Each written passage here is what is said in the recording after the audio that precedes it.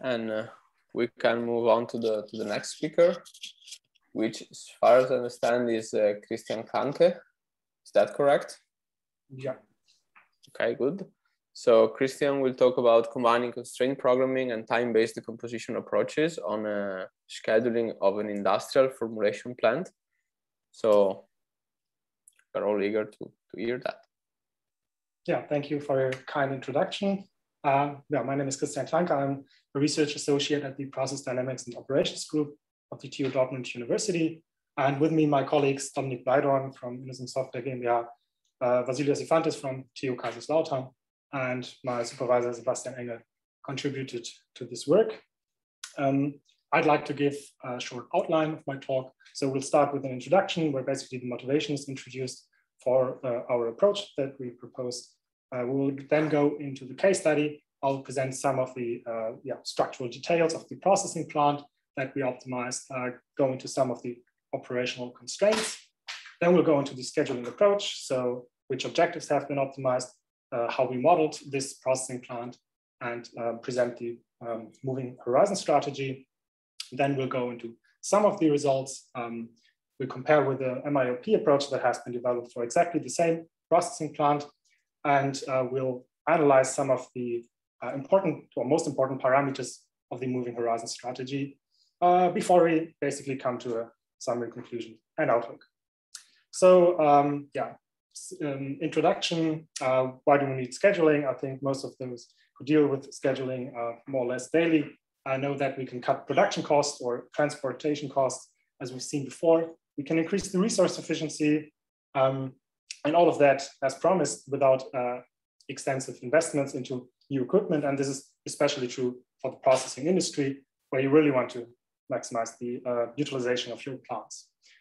What are the challenges that we face with basically implementing scheduling solutions? We have cumbersome model building. We have most of the real life problems are in the class of NP-hard problems. So we have to trade off solution quality and computational time. And how do we address those challenges? Well, we voted for a CP-based solution, basically wanted to use the high-level syntax that comes with most of the software packages and use the high-level constraint formulations. And also we saw in some recently reported results that CP outperforms MILP, for example, in many scheduling settings. Then the second challenge we would like to tackle with a temporal decomposition approach. So the basic idea given now is we have a set of orders. We can divide that set of orders, schedule it in subproblem, fix the decisions that are optimized in this subproblem, and then progress in time, solve the next subproblem, concatenate all of the solutions to get a full solution for our schedule. Coming to the case study, we have a two-stage industrial formulation plant. So two-stage meaning we have a formulation stage where basically some intermediate is produced. We have a filling stage where this intermediate is then filled into their final packaging. So the packaging might differ for different countries, different labels, different colors. And in the formulation stage, we basically have modeled a pre-processing line, or we have a pre-processing train that is not modeled in detail. We have a set of standardization tanks, they're called here, which are modeled in detail. They cannot be basically charged at the same time. They have to be used one after another. When intermediates are formulated in this stage, they can be discharged as soon as they are finished through the transfer panel into the buffer tanks, which is an optional step. So these buffer tanks do not need to be used, can store multiple batches of the same type of intermediate at the same time. And they're used to increase the overall capacity of the plant. Also now from the operators, because we just want to basically unblock the standardization tanks in the formulation stage and make them free for further processing. Then in the filling stage, the most important features are that this is more or less a continuous process. So you can continuously withdraw product from either the standardization tanks or from buffer tanks. And also you have basically no night shift, so operators are not available during the night. So far for the case study. I mentioned some of the constraints, but it's quite complex, so I can only give an overview, a rough overview. We have synchronization, of course, between charging and discharging. Whenever you want to discharge a piece of equipment, the receiving equipment has to be charged at the same time, basically. We have changeover constraints in all of our equipment, and we have line and product dependent processing rates. So with respect to the allocation decisions that we make for our products, we have quite a high sensitivity. Storage constraints are also worth mentioning because they're quite hard to model in this case. As I mentioned, we can store multiple batches of the same intermediate, but we could also use these 3 parallel tanks to store product for arbitrary amount of time, basically, and have this as this additional degree of freedom. For some of the notation, I have to mention, I use the word activity or interval variable I interchangeably. Basically, an interval variable has 3 properties, starting, ending time, and a duration.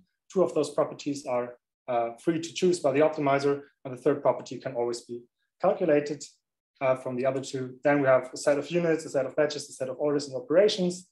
I cannot go too much into details. And from those sets, we usually derive subsets. Coming to the objectives that are to be optimized, we have the max span. It is just used as an auxiliary in our strategy that I'll present later. It's defined as the ending time of the last activity in our schedule. Completion time is defined as the sum of the activities or the ending times of the activities in our standardization tanks in our filling lines. So far for their definition. And then I'd like to present some of the most interesting, let's say, most exciting constraints. I cannot go into all of them, unfortunately. Also, I would like to, but I cannot. So we have changeover constraints in all of the equipment.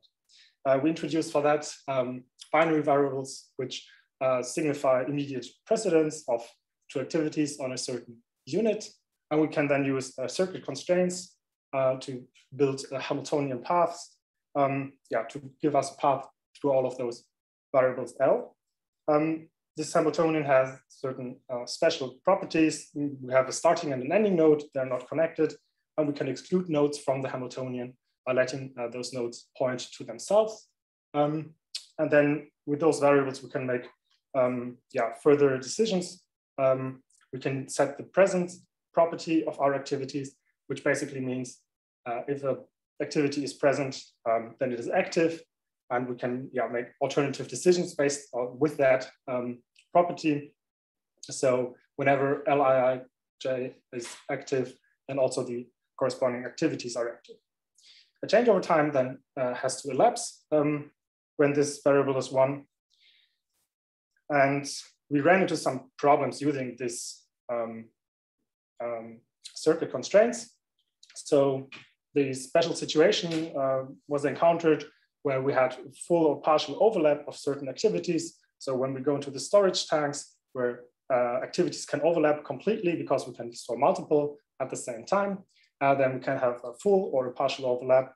And our circuit constraints sometimes defined, for example, in the bottom case, that activity I precedes or is predecessor or successor of activity I prime, which is certainly not the case.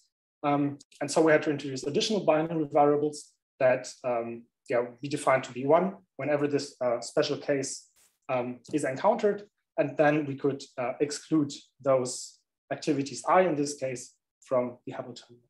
And for the other case, we're just making sure for the top case that changeover constraints are built with activity I and not with activity I prime, because also there sometimes a bit of confusion was observed.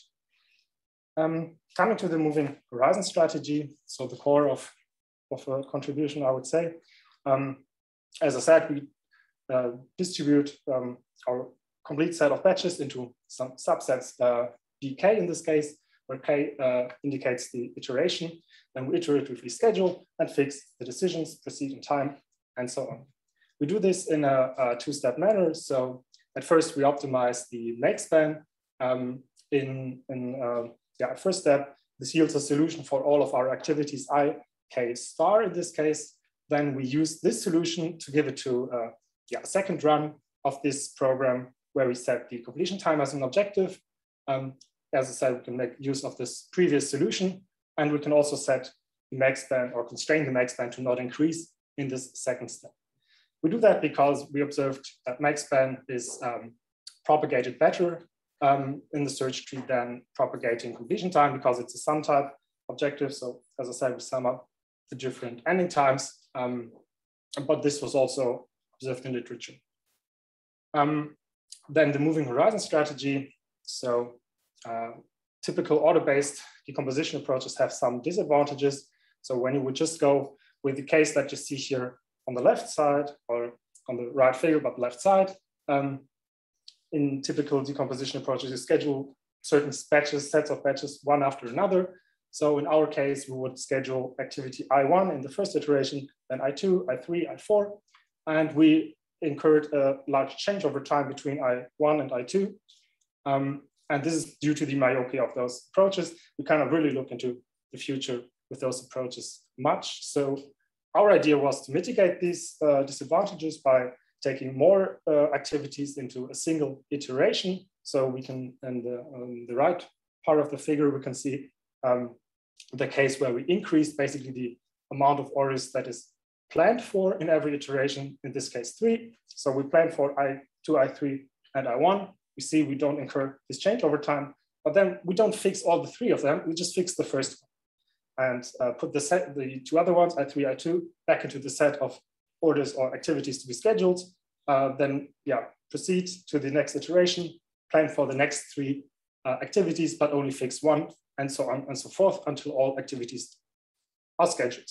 What I didn't mention, implementation horizon is basically the number of activities to fix in every iteration. Prediction horizon is the number of activities to plan for in every iteration. Coming to some results of that, as I said, we have an MILP approach that has been developed by even one of our co-authors, and they were using the max span as a criterion in their paper, and could solve this problem in about 38 minutes of time. Had to incur an optimality gap of 5% in every iteration. So it was also a decomposition-based approach, similar to ours.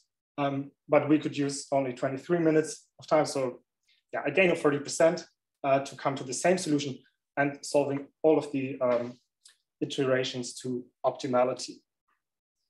Then, as promised, some analysis of the most important parameters. So implementation horizon and prediction horizon is a very sensitive or are sensitive parameters to our approach. In this table, you see 10 randomized instances, randomization with respect to the types of products that have been produced in the plant. This has quite a big influence. So this randomization really made sense. We scheduled 253 batches in all of that instances, and in every row you see average runtime, next span, and completion time, as well as the settings for implementation and prediction horizon. And what we can see is that the average completion time really correlates negatively with the ratio of prediction horizon and implementation horizon that you see in the third column. And basically we saw an improvement of 500 hours approximately, but had to incur quite large runtime increments for that. So our suggestion would be to take a large absolute value of the ratio of prediction and implementation horizon, while keeping the absolute value of the prediction horizon rather low. Basically to have a trade-off between completion time and runtime, and not have an exploding runtime. With that, I would like to conclude my talk. We could solve a quite large-scale real-life formulation plant where modeling the buffer balances and the overlapping of operations was quite challenging. We proposed a moving horizon strategy where we mitigated some of the disadvantages of typical order-based, time-based decomposition approaches, and could solve it in decent solution times, outperform an existing MILP approach. And to sum up, or giving an outlook, the modeling of that plant is not really finished because additional up and downstream logistics might give additional bottlenecks in the production process. So this may be added in the future. And also we did not implement really a sorting algorithm to assign batches to certain iterations, which might also have a large impact on the overall solution quality. With that, I would like to thank you for your attention. I'd like to mention that this work was partially funded by the European Regional Development Fund. And yeah, please also, you're welcome to visit our website. And I am open for questions. Thank you.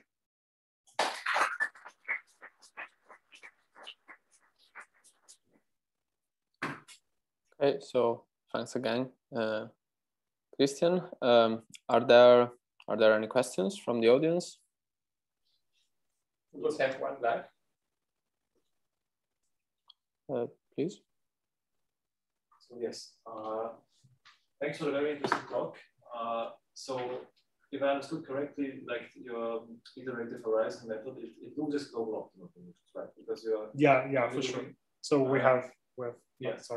we have much less batches that we solve in every iteration compared to the total number of batches. And I was curious, did you measure on some small instances where you know the global optimum? How far away are you with this like decomposition groups?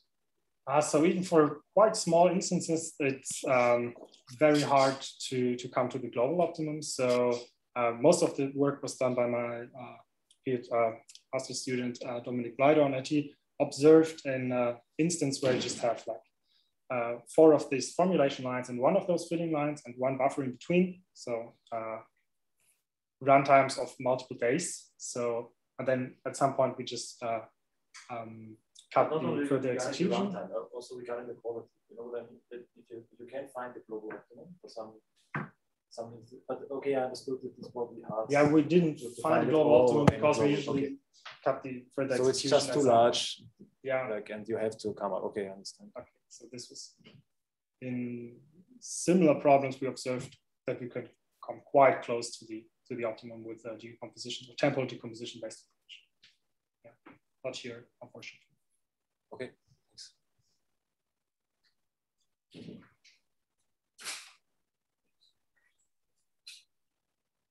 So I also have a question. So the MILP approach you compared against, that is also based on a time-based decomposition, right? Yeah, the difference is they do not use this removal of the last batches in every iteration. So they just concatenate the solutions, the batches one after another, and do not remove certain decisions in between. Okay. So, but I mean, this means that this is also, even the MILP approach is a heuristic in this case because of the decomposition. So the gap as a measure does not really, necessarily convey a lot because it's not really a gap in the common MILP sense. No, so of course we cannot say what the influence on the, or in terms of difference or distance to the global optimum is for this optimality gap, but yeah. Okay. Hard to say, but for sure, in some instances it will have an adverse effect.